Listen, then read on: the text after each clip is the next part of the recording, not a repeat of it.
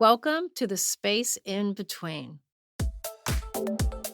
The space in between is a place where I dive deep into the vexing reality of today's often polarized times and find ways to navigate the complexity of leadership, evocative current events, and do so in a way that helps us stay in a place of high agency, hold firm to our convictions, and also bridge divides.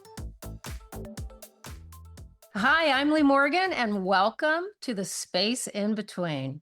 As you may know, I am a very, very big sports fan, and what a summer it is. Millions around the globe are watching the Men's World Cup tournament.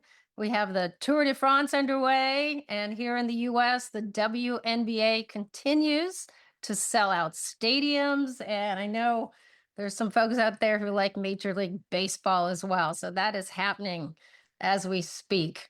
And so lots of big sports stages and amazing athletes doing their thing under extraordinary pressure. And it got me thinking about something that my guest today, Everett Harper, and I have talked about for years. Long before either of us stepped into leadership roles at work, we were student athletes at Duke University. Everett played soccer, and I played hoops for the Blue Devils. And recently we reminisced about many of the leadership lessons we learned playing sports. And some of those lessons did not come easy. Some of those lessons were from epic losses, some difficult teammates, maybe a difficult coach here or there, fighting through injuries. One lesson came up over and over: what playing sports taught us about how to keep showing up when things weren't going our way. So, today in this episode, we're asking a simple question, which I think has surprisingly broad relevance in today's polarized times. And that question is, what does it take to stay in the game? Not just in sports, but as leaders at work, in our relationships, and in a meta low trust time in history. So, I'm delighted to welcome my longtime friend, a successful tech CEO. He's an author, a TEDx speaker. His speech just got released recently. I'll put all this in the show notes. But Everett, welcome back. You are now in the exclusive two-time Space in Between Guest Club, almost as prestigious as hosting Saturday Night Live. We're just a few weeks from that status, I'm sure. But welcome to the Space in Between. Hey, thanks, Lee. I appreciate it. I'm sure I will not be the last person to be two-time because you're covering so much great ground in your podcast. So I imagine you have a bunch of people who are looking to get back on. We've had some great guests, so thank you. And I'm just glad about our conversation today. I mean, we're in the heart of the summer, and you and I kind of hatched the idea about this episode recently because we were texting, right, about the Yep. World Cup and about your team, the Valkyries, mine, the Seattle Storm, and then reminiscing about some of these crazy comebacks that we've had, the thrill of winning, agony of defeat. And it reminded me again how much sports still shape how you and I think and relate to the world. And Yeah. I was wondering, why do you think that is? Probably like the amount of time that we spent in gyms or in fields growing up dwarfs pretty much any other place that we happen to be in. Even in school, you might be in chemistry for a period of a day, but you're on the court 3 hours every day. So I think, and it's just so much a part of identity. And then also the age we were doing it. I started playing at 6. You probably played around the same time. We paid through our childhood. We're forming our identities through it. We're bouncing off of different influences, like all of that. I think the thing that's been interesting for me to recall is as I've gone into leadership roles and business roles, that not many people have had that experience. And so assumptions I made about other people's baseline of experience was completely different. And it took me a while to realize, oh, snap, okay, I can't rely on these same references. I have to figure out new ways to interact. And so, what were some of those references that you've caught? Because I know that there are people listening now who haven't played sports, and Sure. so I've had that experience too. But what strikes you or jumps out as a experience you had? and I'm sure we'll get to this in more detail later, athletes fail in public at a young age. Doesn't matter how good you are. Playing baseball, you're striking out 2 out of 3 times. I've gotten balls through my legs that went on to score goals that made us lose. I think that's one of the big things. And then you have to learn, do you get up?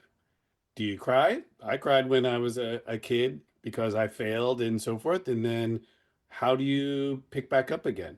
So I think that's one of the main ones.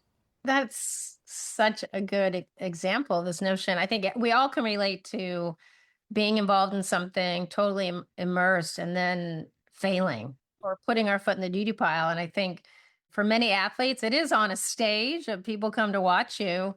My dear friend Jessen shared with me a story. She was in the University of Washington marching band, which is a great marching band. And she told me a story once about how she turned the wrong way, and they practice all the Oh, time, man. just as much as, the football team does. Yeah. And when that happens, then the entire, hundreds of people are out of step. So that's an analogy. So I hope, and I'm pretty certain our conversation today will dive in deeper about that, about when things aren't really the best or circumstances aren't ideal. And I think many of us can relate to that. And I mentioned in my opening around the athletes and some of these big stages, the pressure they feel. Well, I think it's a meta pressurized setting for the global community. There's Hmm. so much polarization, so much division. We see rates of mental health concerns. We have a lot of anxiety out there. And so I think that might be another through line between athletes and non athletes. Yep. Yep. I agree. And most of us do work in settings where we're a part of a team. I wonder if there's some stories as you played for the men's soccer team at Duke. Thank you for winning that national championship, by the way. Before Well, before Coach K. well done. But let's pull that theme around working in teams, not always ideal circumstances. Even when a team might win, there's always the context behind what's actually seen. And you and I have had some good teammates and some whose attitude or approach might actually sour a team culture.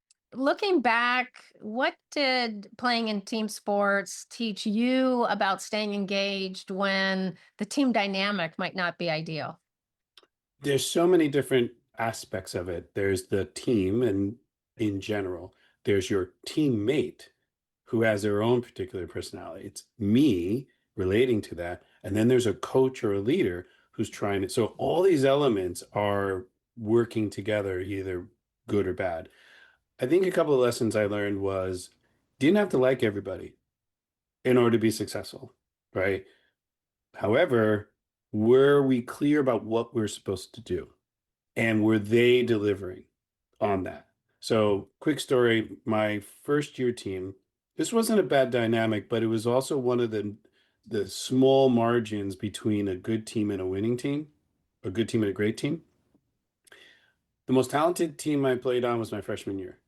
I was sitting the bench, and we went undefeated until the last, second round of NCAAs, and we lost in a big upset 3-2. We were up 2-0. The rains came and just the wheels fell off. Ouch. And we learned that we could be the most talented, we could win all the games, but sometimes a crisis happens. And what happens when that crisis occurs? Fast forward to senior year, we got hammered 4-0 by Virginia, then hammered 3-0 by UCLA a couple weeks Wow. before the final. Hammered. They had two future World Cup people on there, but still. But we knew what job we had to do. Hmm. And even the players who weren't starting, who weren't picked for the team in NCAAs because they limit how many people, when we had to go and do sprints and long runs when your lungs are falling out, they went on them, knowing they were not going to play because their role in that moment was to be part of the team and push the rest of us. That Beautiful. was amazing. And I've certainly been at other teams where people sulked. So I think when I think back about the lessons about what worked in trying situations and the teams that didn't, you're competing for the spotlight. Mhm. It becomes about me, not we. That kind of stuff is hard. Yeah. And then when that isn't corrected by the coach or the captain, Yeah. and you see somebody either being treated differently or being picked on unfairly, and it doesn't stop, now you've lost the trust of the entire team. And when trust gets lost within a team, it just unravels quickly because as soon as you put any pressure on it, Yeah. it gets exposed. Ooh, that's right. I've had that experience also. And you're actually describing a high agency team when your teammates who were not going to play were just showing up 100% Oh, yeah. for the team, busting their ass, running hard. And you described the impact you had on kind of the spirit and the culture of team, which I would, in my words, kind of a high agency response Mm, to support the team greater than them as individuals. Was that accurate? And you felt that? yeah. And then got recorded back. We had the Good Dude Award. And a good dude was a person who may have not been treated so well by the coach, didn't get enough playing time, either they probably deserved it, wasn't starting as much as maybe, but they still showed up, they still worked hard. There were multiple people who had the Good Dude Award that week. So it's the feedback saying high agency is rewarded even though you're not starting or you're not a star marquee. That's how bonded we were. We recognize that. You put an arm around a guy and say, "Hey, you've been good dude, man. We know this hard. We know, whatever it happens to be." And they just knew, and you told them to their face. I love that. Well, I'll tell one story from when I played that it actually, looking back, I understand it was me stepping forward in a place of agency, but it was a hard lesson because I think the year is 1989 and we were playing University of Virginia Mm. at home. And a fairly skilled guard by the name of Don I was State. about to say you got run by Don Stanley, and now I know that what's coming now. All right. Well, you know where the story's going. But for anyone who doesn't know, Don Staley is one of the greatest of all time guards, Goat, two-time straight goat. Olympian, coached the Olympic team to gold, has won 2 national championships at University of South Carolina. I mean, girlfriend's a baller, making like 30 million a year. Okay, she's amazing and she's written a book. She's just this really amazing person. Well, talk about intimidating. I was a starting point guard, and one of us got the short straw. Or for me, I was actually excited. You're guarding Dawn because I was a gamer. Hmm. I'm like, of course, bring on the best. I can do this. Well, I looked what could I do? Because clearly she's bigger, faster, stronger, or more skilled than I was. And so I looked for ways to kind of mix up and play a little bit with her head, and Mm-hmm. get really close to her. I tried to be really physical with her early on to create the false impression for a little bit of time that I was stronger than I was. And it worked. For that Wow. first half, yeah, she didn't she maybe had a point or two, but she was not dominant. And I was like, awesome. So I remember trotting out for the second half, thinking, we got this, yay, the team might actually win. And girlfriend just goes off, man. I mean, she was steely eyed and boom, the J from, 3-pointer. Then she ran by me. And then the last play, I just remember her belly button because she, zoomed by me, pulled up for a jumper, and I'm looking up at her belly button, like there's this, abs of steel. Hmm. And it was amazing. Timeout, Lee, switch our defense. I kind of felt dejected about that. I tried and doing it on behalf of the team, but the lesson was, I did my best. And Mm. sometimes doing your best, being in a high agency place, that does not guarantee always a good outcome, Yeah. right? And so it was a valuable lesson. What happened afterwards? After the game, did you incorporate anything or the coach incorporate anything for the next game? Great question. We lost the game. And I remember I had a moment where I had to really think, is this get down or kind of rally? And I just remember thinking, I want more first halves, Hmm.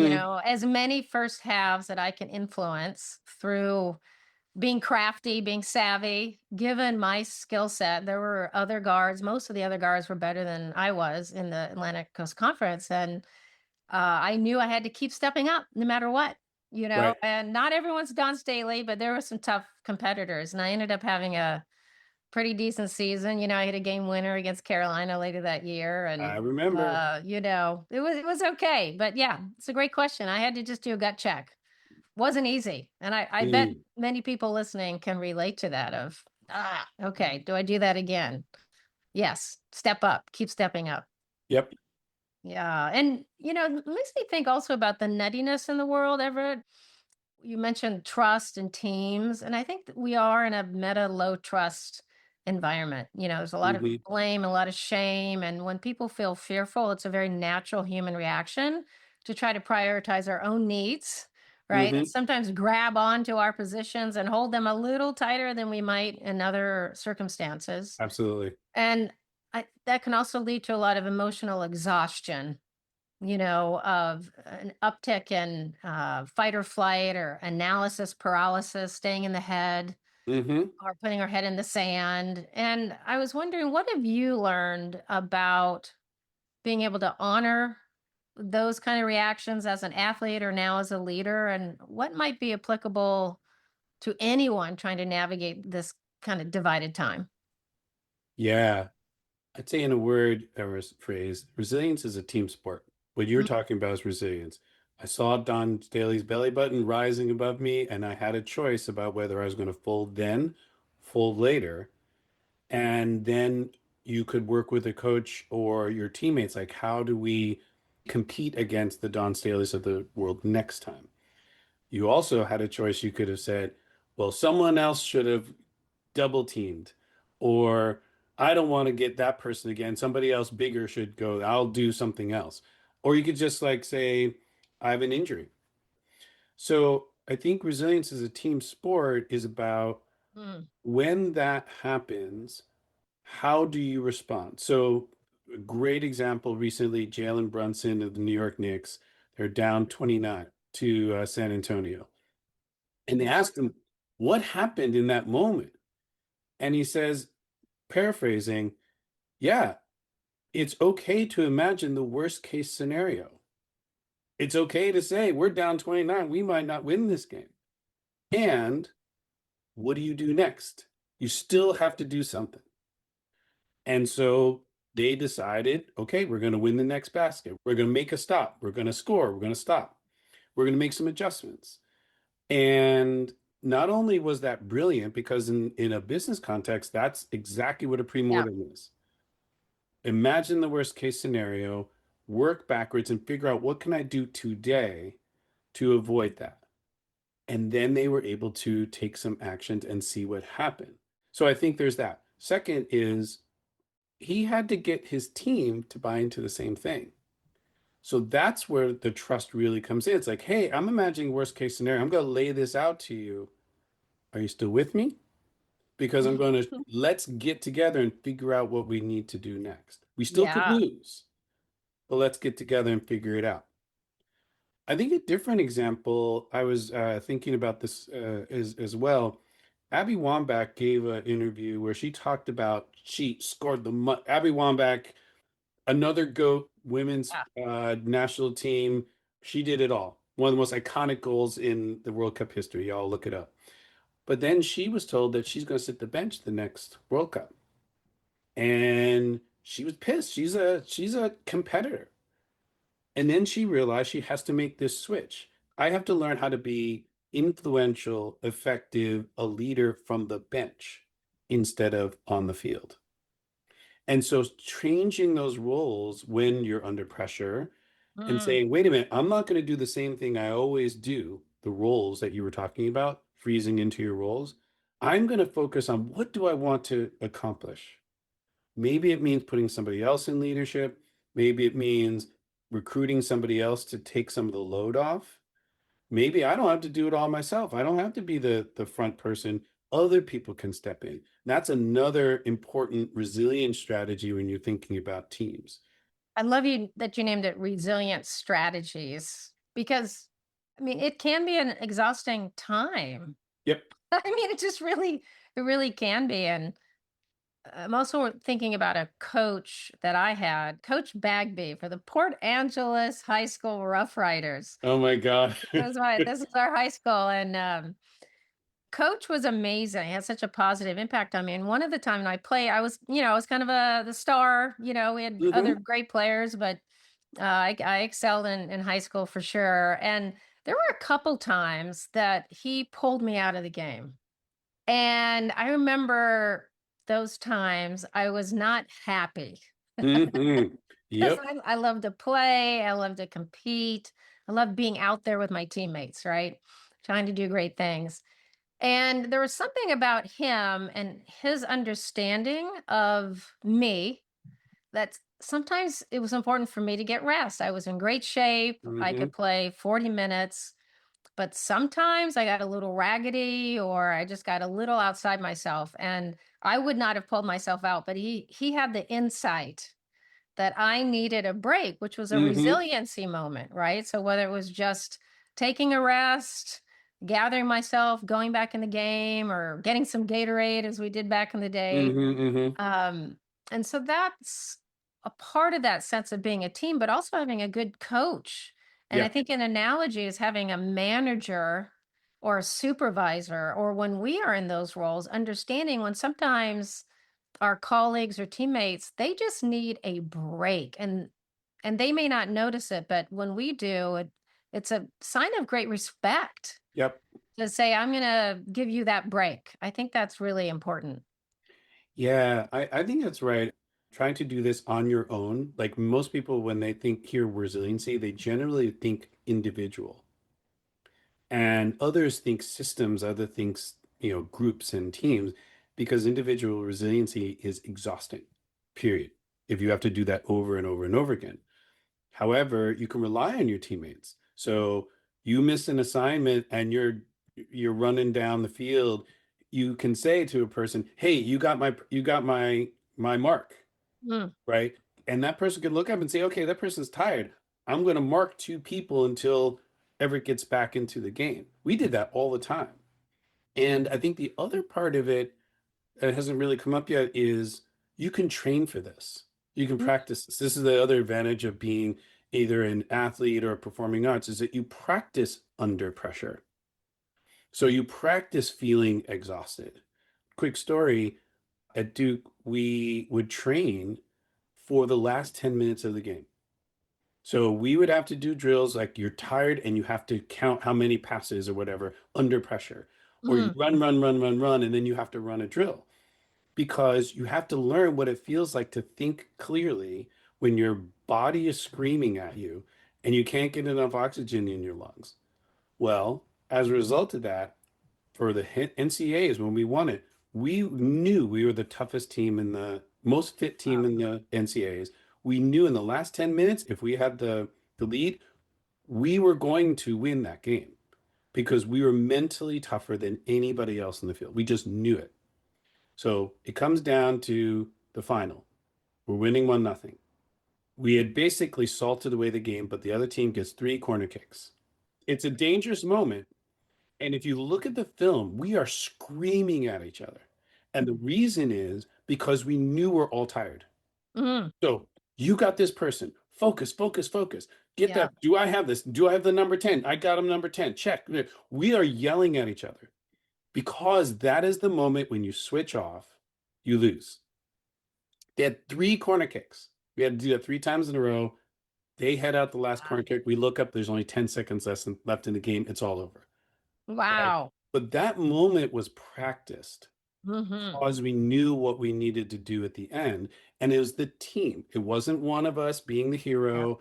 It wasn't the leader saying, everybody buck up. No, we had practiced this so we could all support each other to do that. And that's one thing, at least from a business context, you can practice those high pressure moments in crisis mode and let people make mistakes in practice. Yeah. And then you can fix it when you really need to. Yeah, that's a great story, and I love your example, and obviously it paid off. Doesn't always, but it paid off with a national championship. Yeah, yeah. Yeah, and I wonder, I don't know if you probably have examples as well, but circumstances where one can practice pressure situations in a an organization. Like we used to do like talks to the client. What are you going to say? How are you going to position this? Mhm. So that ideally you ask more questions than the client ever would because client has other things, but they knew they were prepared. I know running stress tests on certain features and so forth was another way that some of the engineers and designers would do that and do it Mhm. in public. So we could actually see, does this thing that you submitted actually work? And if not, okay, we got to figure out where to go. What examples do you have? I'm curious. Well, the thing I think about is responding to an environment where there's a lot of polarization. So Mm-hmm. not just in a work setting for me, but through the podcast, I talk to so many people, and a common story is things can feel very overwhelming Mm, right now, of so much suffering in the world, of feeling of unneeded suffering, of political division, et cetera, et cetera. Now, it's not the only story, but we hear and understand that that's more of a dominant part of our culture today than it was yesterday. yeah. And one of the practices that I've been doing, two practices. One is trying to pay a lot of attention to my body. And when I get Mm, near what I call a boiling point, and a boiling point, we can all recognize that, which is when we get activated. It's usually our body. We might feel tense. We might, our breathing might shift, or you feel like you want to grab a water balloon and put it on someone's head, hmm hmm whatever that is. It's like, ah, you're getting tensed up. And that's stress hormones are moving through our bodies. Yep. And, that's just a really good signal to say, what's going on here? And then put ourselves, and I do this, but try to put myself in a choice position of, do I indeed grab that water balloon and try to put it on someone's head? Now, I actually hmm haven't done that, but I like it because it's a nonviolent metaphor. Or go for a walk, or call a friend, or three deep breaths, Yep. watch Bridesmaids. It's a choicefulness of like, no, not going to step in the arena right now, not going to step into the game because I'm all activated. Or maybe I choose to step in with and go to a march because I'm going to be an advocate. That's a intentional high agency choice. So it's know your boiling points, I Yep. think, is a really helpful practice because you get a guilt-free card for whatever you choose, of like, I'm going to be mad and get that out of my system, or I'm going to choose to kind of relax so that I can step in and listen more or share my perspective. And then the other practice that I found, and this actually helps in leadership roles I've been in, is a gratitude practice. hmm And on the one hand, it's so simple, but just once a day, usually it's at the end of the day for me. I just think about one thing that I'm deeply, deeply grateful for. If I can, I say it out loud. Other times I'll just write it down and just, what am I really grateful for? And so on those really crappy days, making time to do that can help shift energy. So those are Yeah. two things that I've done. They can be done in a work setting too, of knowing you're at your boiling point. That's not the best time to try to give feedback to someone in a constructive manner. Yeah. Yeah. Interesting. Yeah. I do those same things. And I'm curious as well. I'm thinking about that's what we do for ourselves. Hmm. What do we do for other people? Like when you recognize your team is at a boiling point, or you can see two people like about to go off on each other. Like what are the practices that not just you have to do, you can do, but that the team can go. It's like, hey, wait a minute, we're not in a good place. Like we need to all take a 10-minute break and gather ourselves or Yeah. whatever. I don't know if you've been in that Yeah. context. I have. And it's tricky, isn't it? Because there's this concept of emotional contagion, right? Where Mm, you can feel being a part of a room or walking into a room where there's a lot of tense energy and you can just feel it.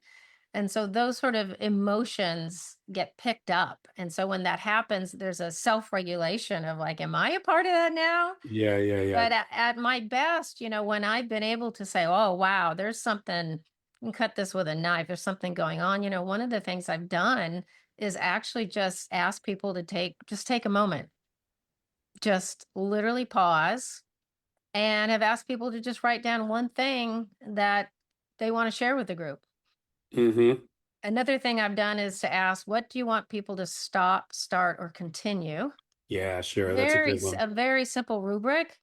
I've found that to be incredibly effective. It's rarely used in most work settings. And when we don't make time to ask people to stop and collect their thoughts, then what happens is it's the people who talk the most will Yep. keep talking the most. And often what we need to hear are the voices that don't talk as much. And so I think that's a really important practice. I've seen that work really well. Yeah, I love that you said that because that was one of the things we did exceedingly well at Trust was every start of the meeting, if there was something we wanted input on, we asked people to come prepared with stuff they wrote down, and then we'd say, okay, write down your first three thoughts. And then we'd submit them. People could submit them anonymously or not. And so then everybody had their thoughts read out loud. So it's reinforcing that people can feel heard, even if they didn't feel comfortable putting their name to it. And it built that psychological safety in teams that eventually people would say, hey, that was mine. And I put that out there because, even if it was a very differential opinion, but that took time. But boy, that saved us many, many times. I love that you said that. And Trust is your former company, which you helped Yeah. found and scale, and you're CEO, fantastic company. And you did that in a virtual environment, if I'm not Yeah. mistaken. Yeah. That's So, right. how did that help in virtual environments, especially? Yeah, I think in some ways it's safe, it became safer. So if you're in a room, you're also reading body language and temperature, where do people sit, and so forth and so on. And so in a virtual environment, we had several, there are many, many tools to use where you can write stuff down, it gets collected, and then it gets revealed. You sort of press a button and everybody's submission is there. And then just we go around the room and say, around the Zoom call and say, okay, I'll read five. Bump, up, up, up, up, up, up. Next person would read five. So everybody had a chance to be heard. And it was also, especially now with AI, those things are going to be recorded so that Right. now people's thoughts don't get just lost with the person who speaks loudest or last, who has the most authority. Now everybody's perspectives can be collected and potentially analyzed and so forth. And there's lots of really great things that can happen at this point. And for the purpose of creating psychological safety, even in a virtual environment. And you've written about this in your amazing book, Move to the Edge, Declare Its Center. And you mentioned a practice earlier called a pre-mortem. Right. And can you unpack that a little bit more? Because you gave it as an example of what happened with the Knicks, but how could all of us use that in our organizations to build resiliency Yeah. and to build that sense of agency, even amidst shifting conditions, whether it's at work or challenges that seem Hmm. overwhelming sometimes in society? Yeah. I think it is best when there's a crisis, shifting norms or changes in the environment. We did a lot of this, particularly when we worked a lot with government agencies, from healthcare.gov all the way to doing free tax services. And so when things change, it often can mean people panic. And when people panic, they stop thinking, there's all these stories can evolve. So a premortem basically is helping people what I'd call learn from regret in advance. So you imagine the worst case scenario. So in our minds, Doge is coming in. All of our clients are going to be canceled and we are going to go out of business, right? And this was before the election. We started doing this before the election Wow. because we thought this is a possibility. So essentially, we said this is a possibility. And then, and we've talked about this, the important bit is to name it in a way that people feel it. If it becomes an intellectual exercise, it's not as effective. So we'd say, we have a new administration. They're going to cancel our flagship contracts. And we are going to have people panic. We're going to have to lay off. We're going to have to see different articles written against us, even though those things are not true. Our clients are not going to trust us anymore. All these things. We named them so people could feel. And in some cases, you can say, write the first three lines under a headline, the first 3 lines of an article saying everything's gone wrong. And And everybody writes it. that's the first thing you do for pre-mortem is like literally put it out there. Put it out there. And what you said is there's no censoring because if you censor, then your team is not actually being transparent about the range A of possibility. possibilities, which could be evocative and emotional if things are canceled. You might have to lay people off, but you did that with your team. Did that with a team. And then we said, so the worst things happened. Then the worst thing has occurred. What happened? How did we get here? Everybody writes down their own answers privately, per what we just said, and then Yeah. we read them all out loud. What that does is enable people to say out loud their own feelings from their own perspective. Somebody from engineering may have one set of things, someone from sales has another set of things. So now you get multiple perspectives on this outcome, potential outcome. Now, the key is not just staying with it, is saying, okay, if we work backwards, because this is something that's going to happen 9 months from now, in the future, this terrible thing is going to happen. How did we get there? So now we can work backwards and say, okay, we can do this thing. We can do this financial thing. We can do this thing in terms of our operations or whatever. And then we go and say, what is the most high impact thing we can do that's under our control that we can take action on? And so one of the things that we did, and very importantly, was we need to get closer to our customers and make sure they see us as partners, no matter what. And as a result of that, I got on planes every 7 or 8 weeks. I'm on a plane going to DC. But activating this pre-mortem was as a result of that. When things got hairy within the federal government, we had already done things like, here are talking points about what we've been able to accomplish Mm. with our projects. Here's concrete evidence that we have saved money. Here's concrete evidence that we have made things faster. This is the outcomes that we've achieved. Gave it to our clients, who at that point in time were panicking. They've never seen anything like this before. Because they had, if I recall, pressures from Doge, because you That's work right. with Direct File, which is a free Yeah. tax service. Awesome. I'm so sorry it was cut.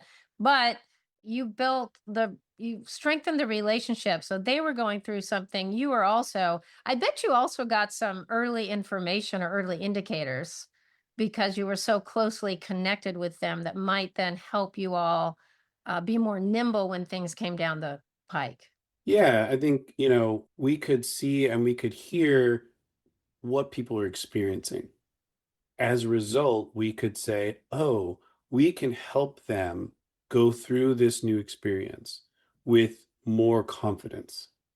And the more we did that, the more they were able to say, all right, things are stable. And by the way, we had a choice about whether we have choices that we could have made, and we want to make sure that you and I, our relationship, stay strong. And that was really key.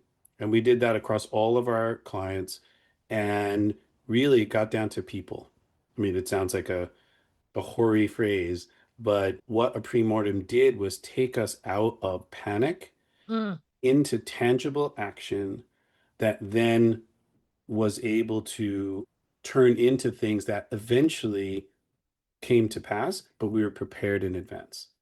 I would guess because direct file was ended up getting cut, et cetera, there was some impact on the company that might have tracked to one or few of the bad outcomes for your pre-mortem. I do know the company's still strong and vibrant, and Yeah, that's a big credit to you and the leadership team and the yeah, entire team. yeah. That's resiliency, isn't it? Yeah, well, I mean, resiliency is when, if you have the CEO leave, does the company go kaput within seconds? I mean, we've seen teams that over Yeah. relied on one star player and couldn't get it together. And, instead of building a Yeah. team and culture and ethos that didn't depend just on one person, then you develop leaders across the company who can pick up and do great things. So, yeah. And you're talking about you stepped away from trusts earlier this year, and Yeah. the company's still going strong. And you just launched your TEDx talk. Can you give us the cliff notes to that? Yeah, thanks. So I was a practitioner fellow at the Center for Advancement of Behavioral Sciences at Stanford for the past year. And one of the things I got really interested in was the original question was, can AI be infrastructure for community wisdom? But what I got very interested in while looking at that was, in order to have a infrastructure for community wisdom, you have to have some place where communities who are beleaguered, companies that are beleaguered, teams that are beleaguered, a way that they can be resilient. And so I got really interested in that as a precursor. The talk evolved to connected resilience under polycrisis. The other way to describe what you've been describing the entire time today is polycrisis, multiple simultaneous existential threats. And the problem is that if you think about it as you address it as a single crisis, no, there are multiples. And if you optimize for one thing, you might be bowled over by something that's behind you. So I started to think about, well, how can you be resilient in the midst of polycrisis? And so I started to name a couple principles that go along with that. And so that's really what the talk embodies. And I'm excited because it's really the start of kind of a new vein of interest that may turn into a book around organizational resilience, but at the very least, I think would be helpful for people to start to think about thinking about going back to resilience as a team sport. How is your organization resilient, and does it really involve systems more than just individuals? I mean, that's such a link to the our conversation today of how do you stay in the game Yeah. when conditions aren't ideal. And we've shared some stories and that sort of thing. But I'm excited to share your TEDx talk, Everett. I think this is a really important concept. And you mentioned earlier and alluded to it right now is that doing this alone as individuals of trying to weather multiple pressures in our lives, whether it's being good parents, economic livelihood, paying the bills, or not feeling consumed by anger at what's happening in the world, or not running and putting our head in the sand. Hmm. There's so much joy, there's so much love, generosity, and kindness out there. And others can remind us of that. That's qualities that we bring. And that's out there as well. And I Yeah. think that's done well in teams, a team on a sport, but it can be done in your workplace with your community. And I think that embodies this notion of connected resilience. Yeah. That sense of hopefulness and direction. The World Cup right now is filled with this. Ah, such good It juju. is filled with this. Ah, Watching, yeah. was it Kansas City adopt the Algerians? Ah, And a farmer went and did a special cut of his farm to be in the Algerian flag, in the shape of a Algerian flag. And as he thought about it, he was like, no, we need to surround this flag because we don't want to step in this field because that's effectively symbolically desecrating someone else's flag. And wow. you couldn't imagine this farmer thinking about that in advance. Wow. But when presented with this opportunity, he went to his next level. And the Scots just charmed Boston, and the Mexicans adopted the Koreans. And then, Mexico and England had a really intense game at their temple of soccer, the Yeah, Azteca. Azteca. And they were rallying each other up before, competing hard, and the crowd competing hard within the game. And afterwards, throwing other up in the air and sharing beers and swapping shirts. I mean, just the symbolic thing of swapping shirts as a metaphor for discovery and excitement and respect. I mean, I feel so proud of my game because that is a tradition I grew up with. We couldn't swap shirts, but we'd swap flags because we couldn't afford, losing That's a shirt, right. right? As a kid, you're like, wait, I have one. Can't take it. But we would, but we would swap flags or swap patches, and we'd wear other teams' patches on our jackets. And it was both kind of a little bit of like I'm a player, but also a sign of respect of these teams. And so it's happening all over the World Cup. It's been amazing to watch. And I think the other is watching these stars console each other after a loss. Mm, where someone missed a penalty kick and another person from another team puts his hand on his head and is talking to him for a second or two, because he's just devastated. Yeah. What a moment of grace. Yes, yes, exactly. Like understanding the moment so that you could say, this person's hurting. I'm going to show you respect, hand on the back, lift you up a little bit. Mhm. It's amazing. It's amazing. Thank you for lifting that up. And, we've had three countries hosting: Mexico, Canada, and the US. And now quarterfinals on, I think, are all in the US. Yeah. Actually, there was one in Mexico, but now we're in the US, and the US doesn't have quite the soccer history that Hmm. Mexico does. I think Canada is maybe a little more like the US. We Hmm. play football here, American football, and then we play soccer. And there's something really, really special that so many millions of people in the United States have felt that verve and that excitement that you described, and Yeah. didn't really know much about the game. Like that farmer, what, I don't know, maybe did they know the game? Did they know Albania? I don't know. Yeah. But that's really exciting. So, I'm here in Seattle, and this place has been nuts. Like Yeah. hundreds of thousands of people flocking downtown. It's been so fun. People from all different countries coming to watch their game, and they're embraced. So I think that's a beautiful thing at a pretty hard time in the world, Yeah. but also in the United States. It's been a little clunky here, and some frayed edges, some fatigue at the political situation. Yeah. And so the beautiful game, as they call it, has Yeah. certainly helped bring us together. And that we'll go with the wind at our sail. Well, let's keep going. Yeah. The players are not the politics. The people are not the politics. And so I think that's what people are experiencing is like, oh, wait, you are a person from a country that our politics say we should be fighting each other, whereas, here you just opened up your home or you shared this dessert or you want to swap. I mean, that's, I think, for me, like, oh, wait, there are people.